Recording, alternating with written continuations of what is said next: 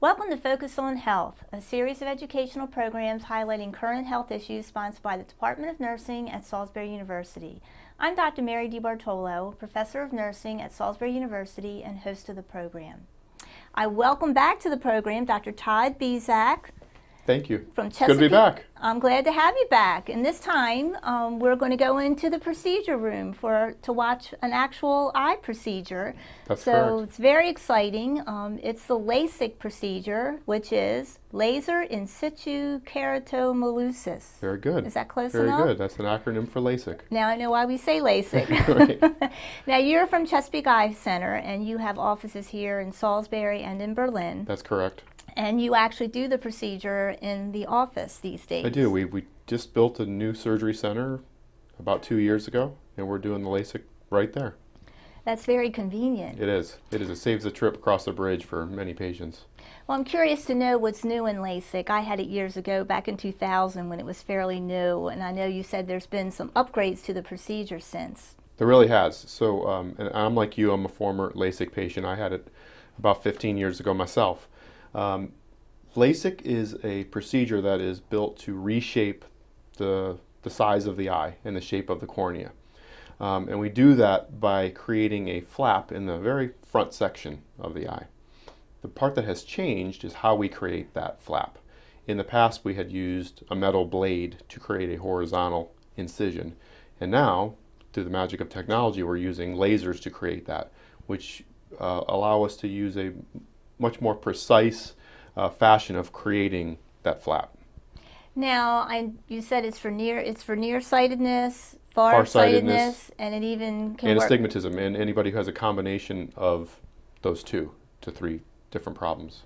Briefly tell us about the difference between like normal vision and how the eye works, and then what happens when someone is nearsighted or farsighted, and how Sure. this procedure works to correct that. Yeah, so I actually brought along some charting here, that a little map of the eye, if you will, the anatomy, that shows you kind of what the eye is doing. I like to think of the eye like a camera.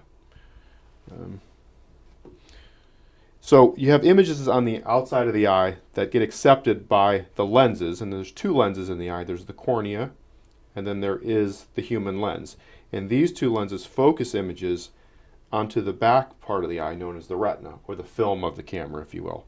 So this is an eye that is the right length, is the right size to project a perfect image. So this would be a person who does not need glasses, where images are focused directly on the back of the eye or the retina. So we move forward here. Now we have a nearsighted eye, and you can see that these images are now, instead of being focused far on the back of the eye, they're focused in front of the retina. So this is a nearsighted person. They can see near. They can see can't near. see far. So if this patient did not have LASIK or any sort of surgery, they would need a lens in front of the eye to help diverge these light images to reach the back of the eye. That's what nearsightedness is. Now we have farsightedness. This is an eye that I like to think of as that's a little bit too short. So the lenses in the front of the eye that we referred to earlier are not able to get that image focused on the back of the eye, and in fact it's being focused somewhere behind the eye. So you need an extra lens in front to focus those light images sooner. So kind of just the opposite. Lastly, we have astigmatism, which can occur with nearsightedness, can occur with farsightedness. And what astigmatism is, and I'm going to put this down for a second, it's an abnormal shape to the very front of the eye. And I'm going to access my model here. The cornea is right here, and in a perfect world, in a perfect eye, it's nice and round like a baseball or a basketball. And someone who has astigmatism, it's shaped more like a football. It's a little bit more oval in one direction, and that can occur in the horizontal meridian, the vertical meridian, or anywhere in between. So the beauty of LASIK, and this has been a long-term benefit of LASIK, is that we can treat not only that astigmatism, but nearsighted and farsighted all in the same procedure. That's excellent. I guess you achieve that by We cutting reshape the cornea. reshaping the cornea so we reflect it differently. We have Refract found- it, I guess that's the word. We have found that if we reshape the cornea from within, so you refer to the term LASIK, the laser in situ keratomileusis. If we reshape it from within, the eye heals much faster, and there's less or little pain at all for the procedure. And depending on what your problem is, nearsighted or farsightedness, we either are flattening out the cornea a little bit more or creating a more steeper angle for that cornea to focus those images perfectly on the back of the eye.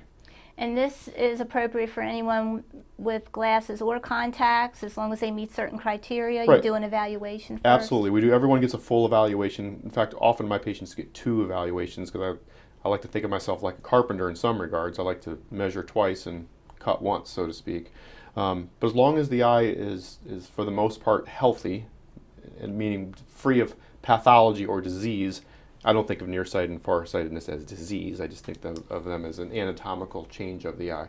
But as long as you're free of disease, and anyone with those problems is potentially a candidate, as long as you're within certain parameters.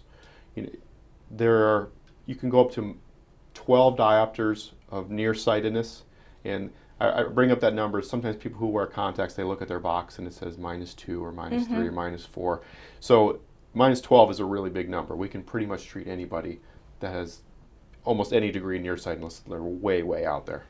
So almost anyone is a candidate. And is there an age at which you have to reach, your eyes are done evolving, so to speak? That's a great question. So the minimum age that I will operate on anyone is about 21 years old, with the caveat that the prescription in their glasses or contacts has not changed much in the last 1 to 2 years. We don't want to operate on an eye that's in flux, that's still, as we grow up, our eye grows longer as well. So we want to see that the eye's reached a steady state, so we only need to do the procedure 1 time. If the eye is still growing, there's the potential that you would need a retreatment later in life. Right, and what about the other end of the age? Is there an age where you say it's no longer appropriate to do it? Actually, yes. So there's other changes the eye goes through over the course of a lifetime. The most common is a cataract. And a cataract happens to every single person if you live a nice long life. A cataract is the lens on the inside of the eye that we were referencing a little while ago. You say the human lens? Is that what you called that? The human lens. So I'm going to turn the eye sideways here. Again, the front of the eye is the cornea. That's what we're talking about with LASIK. But back inside the eye, back behind the iris, we have the human lens. And this is crystal clear when we're born, and over the course of a lifetime, from exposure to the sun, it becomes cloudy. And when it becomes cloudy, it's called a cataract. B, it prevents you from seeing your best. And C, it would prevent you from having LASIK. That'd be a contraindication to having LASIK. Okay. So for some people that occurs maybe in their 50s, for most occurs in their 60s or 70s. So generally speaking, most of the people that get this procedure are in their 20s, 30s? 20s, 30s, and 40s, Yeah. generally. There are occasionally some patients in their 50s that I will treat. But I always think the biggest benefit comes to those who get it when they are young, sometime in that 20s to 30s. We were speaking off camera before the show started, and once we reach age 40, there's some other changes in the eye that happen that prevent us from seeing things up close. I like to coach potential patients into having LASIK before that time so they can get the full benefit of being out of glasses. So they can see distance clearly and they can see near very clearly as well. And what's the fancy word for that? Presbyopia. Or you call it the 40-year-old The eye 40-year-old in eye. your 40s or whatever, Right. Where you need the reading glasses. It happens to all of us. I know. When I had mine done, they undercorrected one eye, and it kept me out of reading glasses about 4 or 5 years, I think. And that's a very common practice for LASIK surgeons, is to leave one eye a little bit undercorrected in a nearsighted patient like you were, so that you do get some near vision for a few extra years, especially as you can check your watch or your phone, you can read something quickly. So I find that as a big benefit for people. It doesn't totally handcuff them to only distance vision. Now, this is a procedure that isn't covered by insurance. People have to pay for it, That's out of correct. their own pocket. It's been a long time since I've seen an insurance company cover it, so it is an out-of-pocket cost. I guess because it's sort of considered cosmetic surgery. It is. Insurance companies, their view on the issue is, well, you can wear glasses, you can wear contact lenses, and that's sort of their idea of how these problems can be addressed. Well, I guess if you're young enough, you could do a calculation of the money you would save over time from Absolutely. purchasing It's contact lenses. certainly and cost so on. efficient to have the procedure done. Plus, it just makes your life that much easier. You wake up each morning able to see the clock.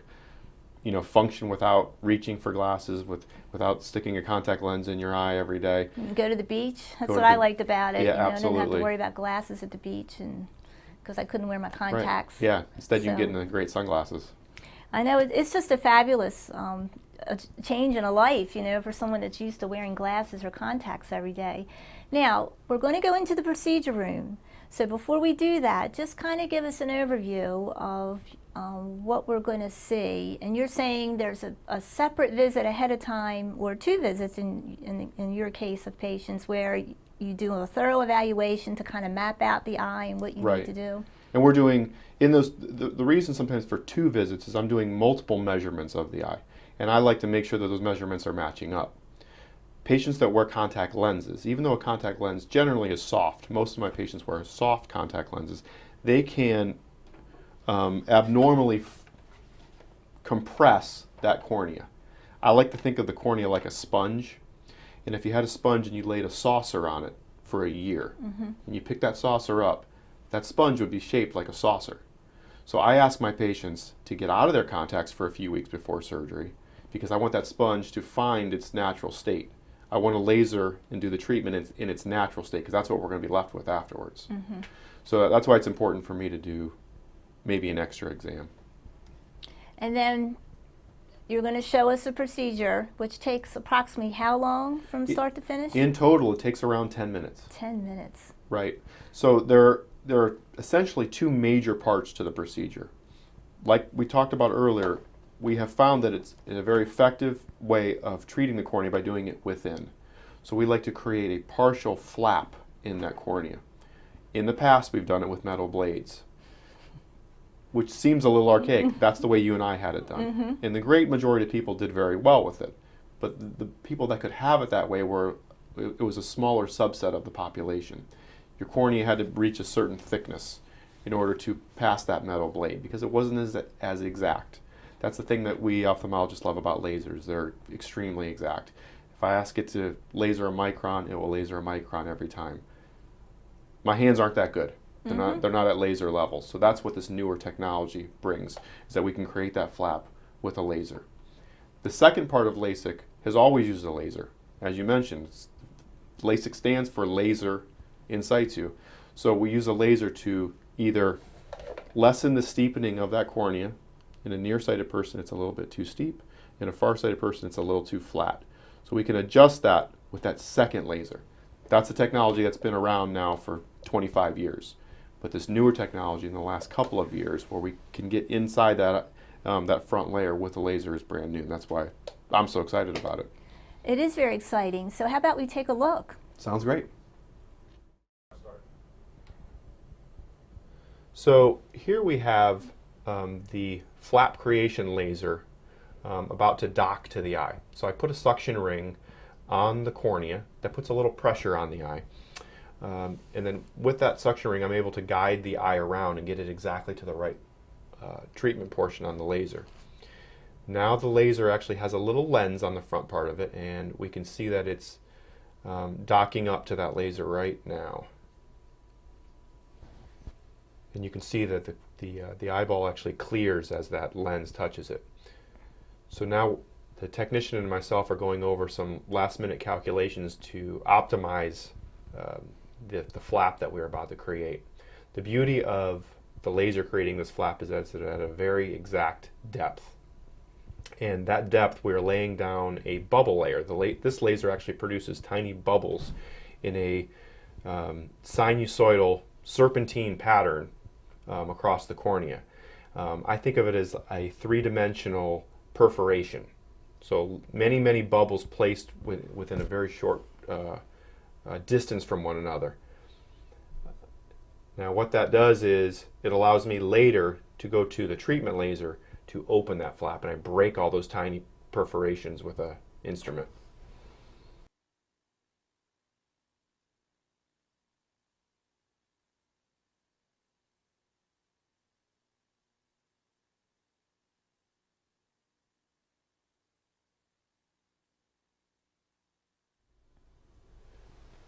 Okay, so now we've moved over to the treatment laser, and we can see that the laser that created the flap is showing a circular pattern there. And I'm using an instrument to start that perforation process, where I'm breaking those tiny perforations to lift this flap up off the underlying corneal bed. This is the quote-unquote coat hanger instrument. It's helping me break those perforations.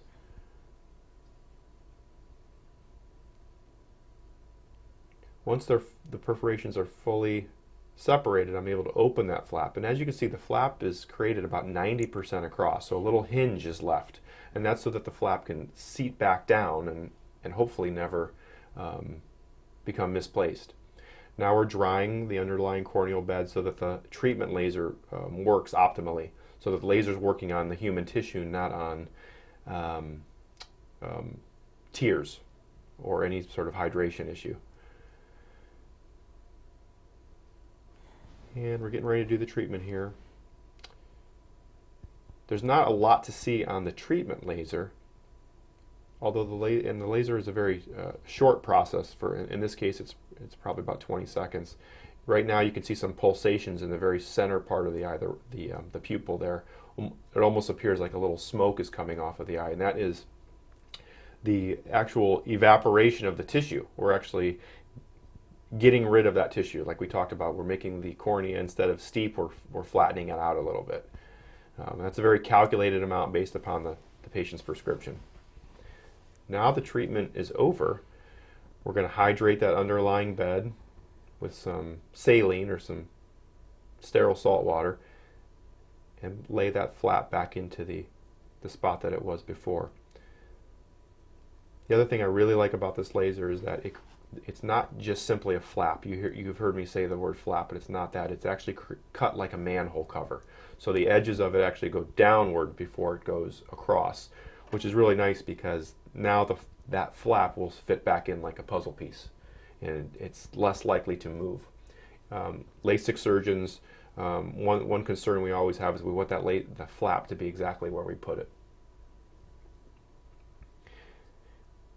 Now I am just making sure it's in position, and then I like to watch it for about a minute before I remove the instrumentation that's keeping the eye open.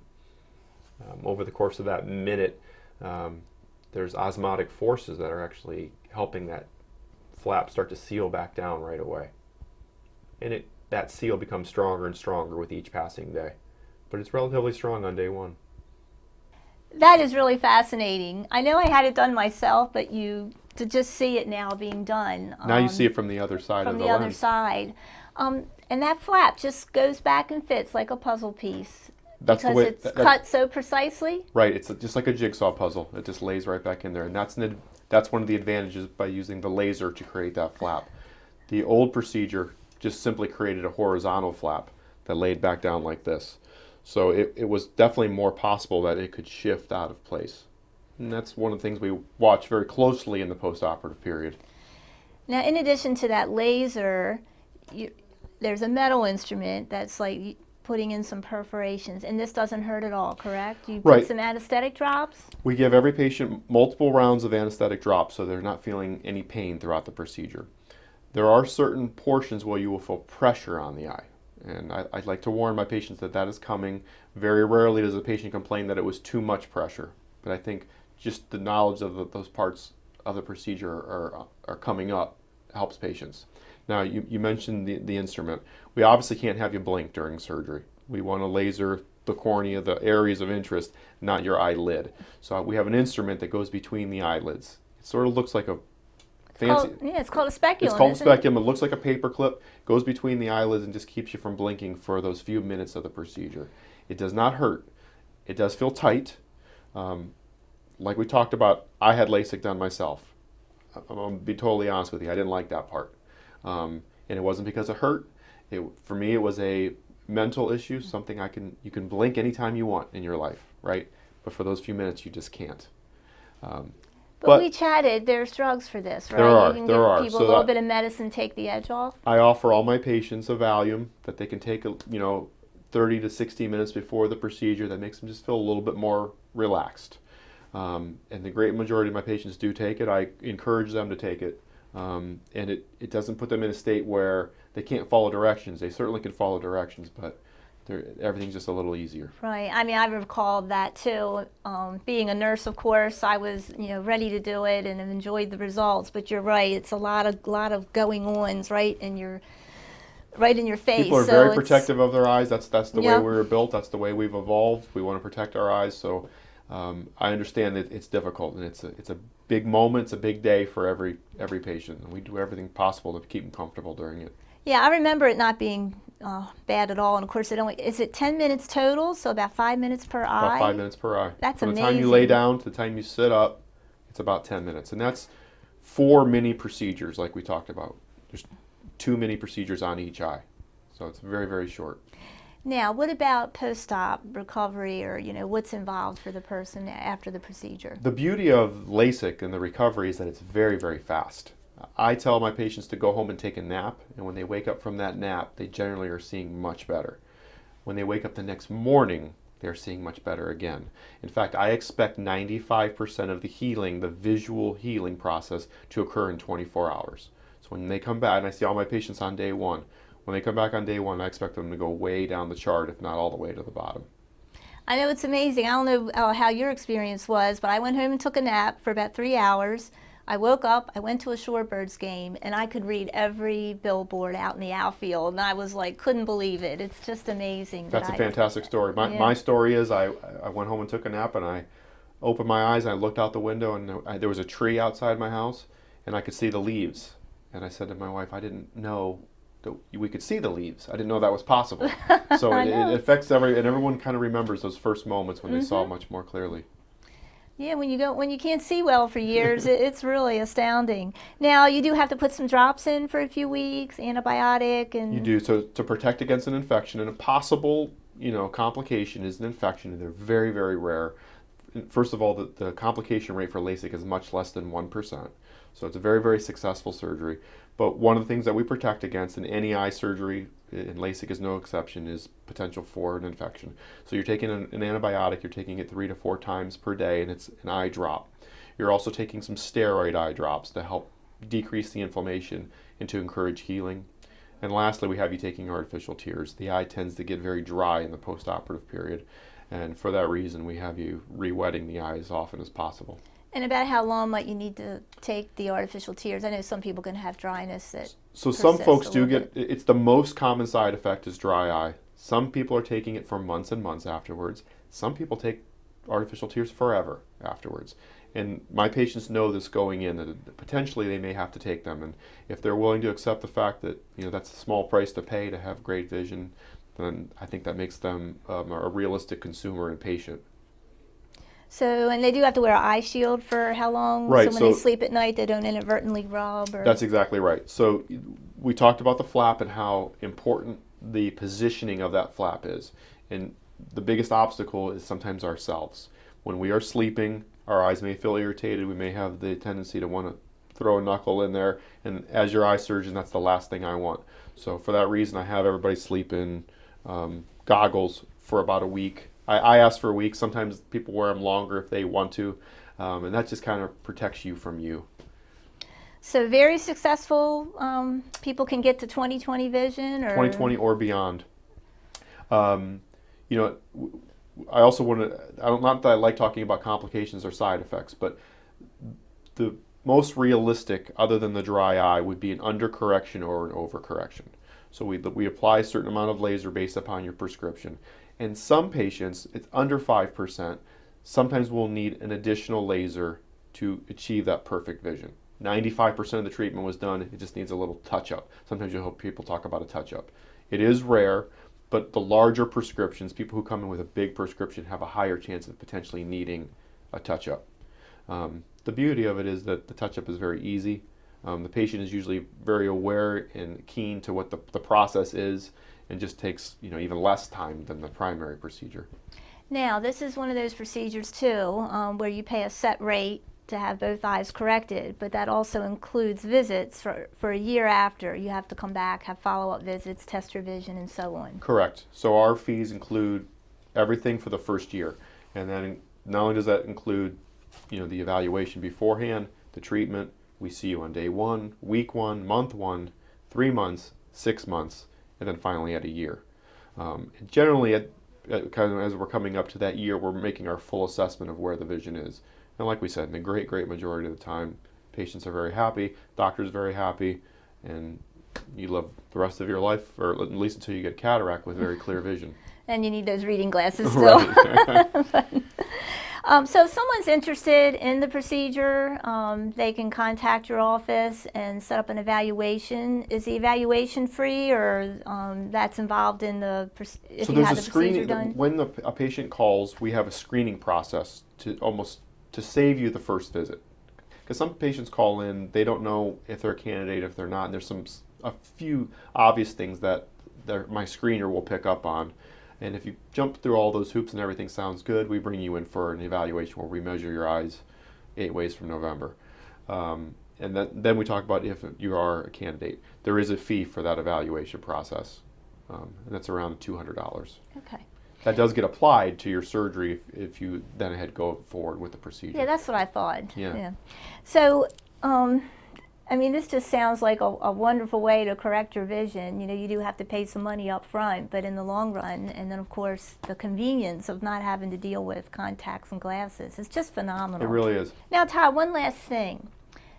If someone was evaluated previously and deemed not a candidate for the previous type of LASIK procedure, could they possibly have this procedure now, be eligible for it? I'm so glad you brought that up, because with the previous procedure, the way you and I had it with a blade creating that flap, we were very limited as to how deep into the cornea we could go with that horizontal flap, and it had to be actually fairly deep with the technology at that point. The new procedure, with using a femto laser, we can do a much thinner flap.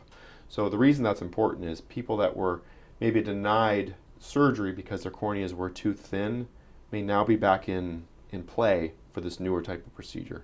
And I've already encompassed a few patients in my practice that would not have passed previously. So that's a really exciting portion of the new procedure. Is a whole new subset of nearsighted and farsighted people can benefit from it. And you called it a femto laser. I know I had Dr. Smoot on previously and she talked about that very same laser with the cataract procedure. So Right. It sounds like we're benefiting in many ways. Absolutely. The femto started with this with the LASIK procedure, and now we've developed and utilized it in cataract surgery as well. So it's been a great advancement in our field. Well, it's all very exciting, ways to enhance vision. It's just wonderful. And thank you so much for being on the program. Thanks for having me back. And thank you for joining us for this edition of Focus on Health here on PAC 14.